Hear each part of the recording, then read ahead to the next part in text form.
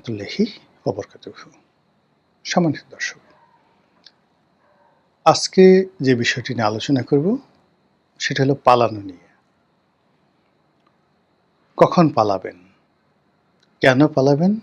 কিভাবে পালাবেন?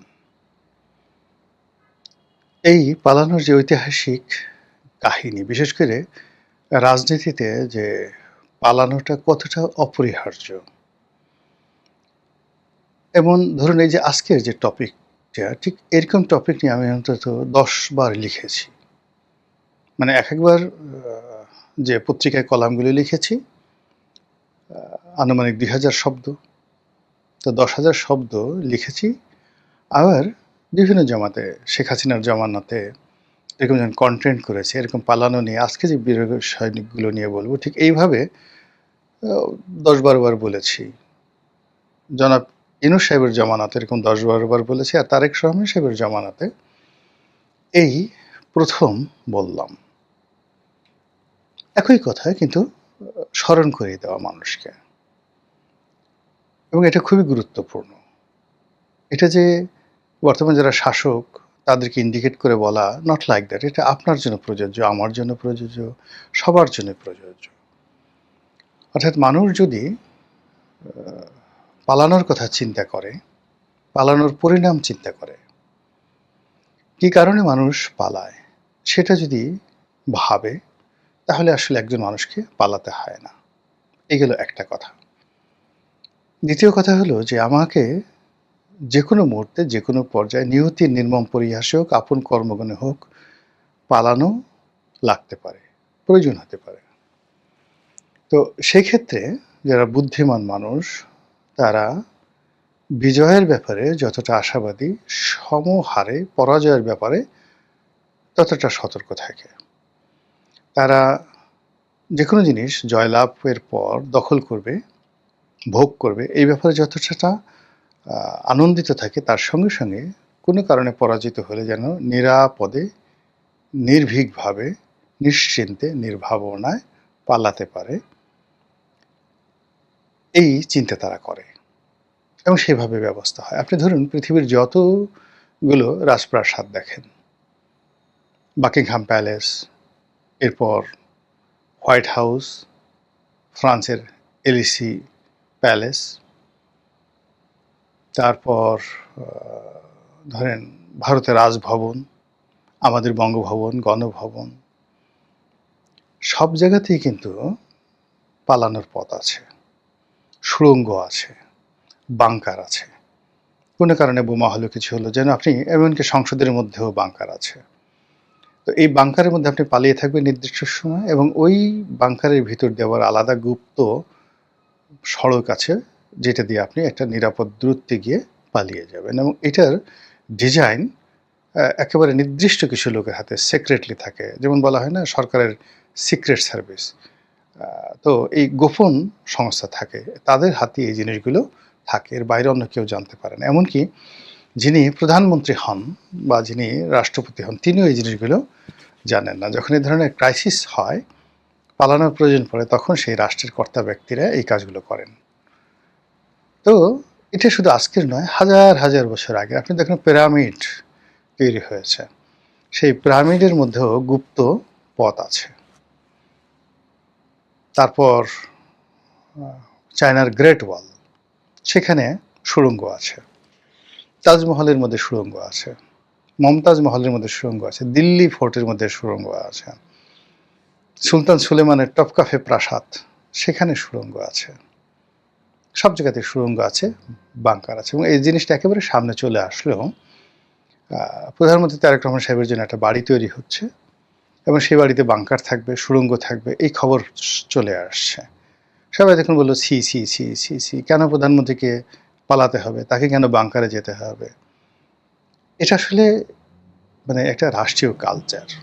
যখনই আপনি সরকার প্রধান, রাষ্ট্রপ্রধানের জন্য বাড়ি করবেন, সেটা এখন হোক, মধ্যযুগে হোক, প্রাচীন জামানায় হোক, সব জায়গাতে একটা পালানোর একটা, যাকে বলা হয়, রাস্তা থাকে। এটা রাজনীতির জন্য অপরিহার্য। এই গেল নাম্বার 1। নাম্বার 2 হলো যে পালানোর ব্যাপারে আপনার প্র্যাকটিস থাকতে হবে, আদারওয়াইজ আপনি পালাতে পারবেন না।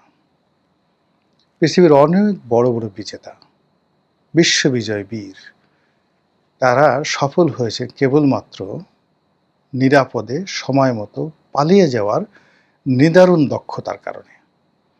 পালিয়ে যাওয়া মানে পালিয়ে যাওয়া নয়, পালিয়ে যাওয়া মানে নতুন করে ফিরে আসার উদ্যম তৈরি করার। এই যে ধরুন এত বড় একটা বিপ্লব হলো, শেখ পরিবারের একটা সিঙ্গেল লোকের একটা পশম বিপ্লবীরা টাচ করতে পারলো না, তারা পালিয়ে গেল। আপনি বলছেন তারা পালিয়ে গেল, কিন্তু তারা বলছে যে আমরা ফিরে আসার জন্য গিয়েছি, উইল কাম ব্যাক। এবং এটাই এখন বাংলাদেশের রাজনীতিতে সবচেয়ে ভয়ের কারণ। শেখ হাসিনাকে আপনি বলছেন আত্মতৃপ্তির জন্য সে হেলিকপ্টারে করে পালিয়ে গেছে, সে বলছে যে না, আমি পশ্চাৎপসরণ করেছি, কৌশলগত কারণে আমি একটু পিছনে চলে গেছি সামনে খুব দ্রুত আসার জন্য। ঘটনাটা এরকম, যেমন আপনি একজনকে একটা ঘুষি মারবেন বা একটা চড় মারবেন, যদি হালকাভাবে যদি আপনি মারেন তাহলে ইনস্ট্যান্টলি সে ব্যথা পাবে না, কিন্তু আপনাকে যদি খুব জোরে একটা ঘুষি মারতে হয়, বক্সিং করতে হয়, তাকে একটা চড় বসাতে হয়, আগে আপনাকে পিছনে হাতটা নিতে হবে, এরপরে সজোরে সামনের দিকে এগিয়ে আসতে হবে। এটাই হলো নিয়ম। তো এই যে পালানোর একটা আর্ট, যারা নিরাপদ, এখন এই যে আওয়ামী লীগ যে তাদের টাকা নিয়ে, পয়সা নিয়ে, ধন নিয়ে, সম্পদ নিয়ে, প্রযুক্তি নিয়ে, কানেক্টিভিটি নিয়ে তারা যে পালিয়ে গেছে আপনি বলছেন, আর তারা বলছে উই আর কামিং, আজ আসবো টুস করে ঢুকে পড়বো, কাল আসবো টুস করে ঢুকে পড়বো। এর ফলে কি হচ্ছে, আওয়ামী লীগকে কেন্দ্র করে যে আতঙ্ক তৈরি হচ্ছে যারা ক্ষমতায় আছেন, যারা বিরোধী দল আছে সকলের মধ্যে। এর মূল কারণ হলো আওয়ামী লীগ অসাধারণ দক্ষতার সঙ্গে পালাতে পেরেছিল। তো আপনি এখন যারা আছেন আপনাদেরকে তো চিন্তা করতে হবে যে যদি কোনো কারণে বিধি বাম হয়ে যায় আমাকে তো পালানো লাগতে পারে।